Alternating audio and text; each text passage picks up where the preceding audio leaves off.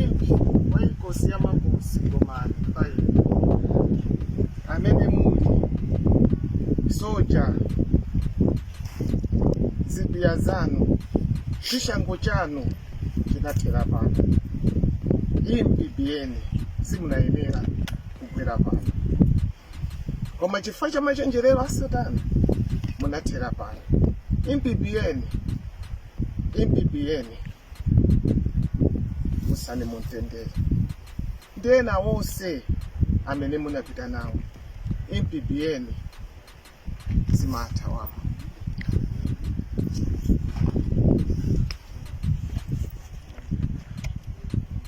Mtima mwa muntu lakwika kwambiri, koma inu Yehova mumaona mtima wina uliwonse wa muntu, ndipo china chilichonse munachiona. Zikomo Yehova kuti mawu anu amati palibe chobisika chimene sichidzawululitsidwa. Ife tikudziwa pa nthawi yake zonse tizazidziwa. Tikunena kuti abale athu onse amene anataya moyo wawo pano, kuno kumene amati kokhwitima, kuno amene amati kunkhalango, koma inu munadziwa kuti pali maumboni, chifukwa manyumba sali patali, chifukwa matawa amafoni sali patali.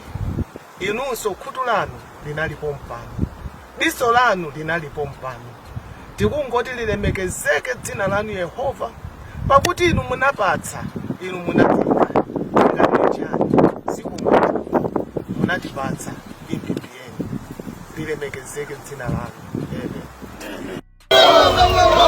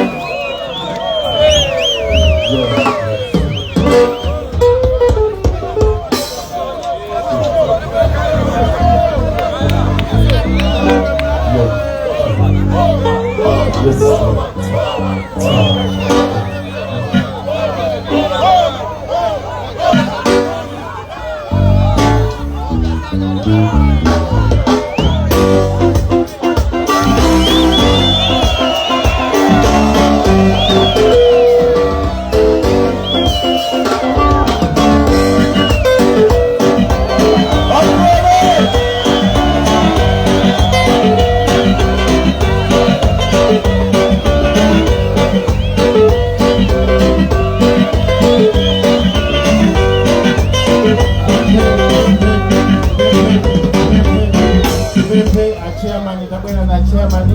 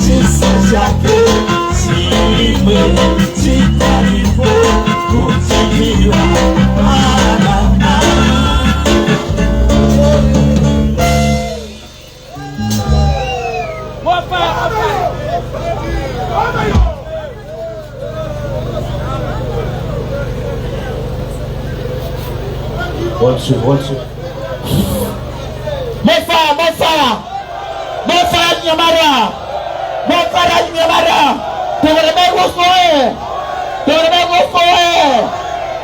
Guys, Bwana amerakari wembe kisege ndamene we.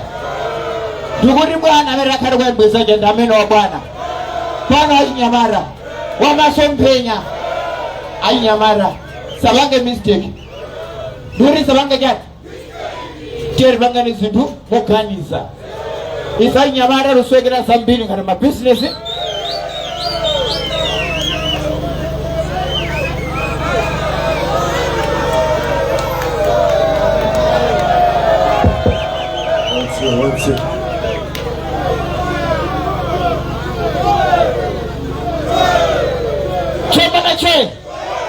Chemanache uli mwana chikulile takuulandirani vano vathabwa zimene membekezera nzi watu zimene membekezera ndi zimenezi kuti munthu wankulu akhautiyendera mwina ine linoona kale ma social media kuti big man akhautiyendera kunoko ndi mwayi wathu tiyeti masukeni amene amapasa uriya nkaini mwa uriya ngatoyankhula kuyankhula za nzeru mwayo ndo mweyo chikulire wafika tinyadire pano pathabwa thabwa oye tera mai kuusi oye payona lebo mumuyona lebo palijoponyekapo amene satha kuchonga kungoritindwa ndikuti amene satha kuchonga kungoritindwa ndikuti basi tapheratu chimene tikufuna ndikudula mure amene kuphonjoka ndikudula chani kuphonjoka ndikudula chani akolo tipange zinthu mozindikire komano mosafuna kulesa nthawi ndi nthawi yoti munthu wankulu atiyankhule timve mfundo zomwe kwambiri munthu wankulu ole mwanu mawanira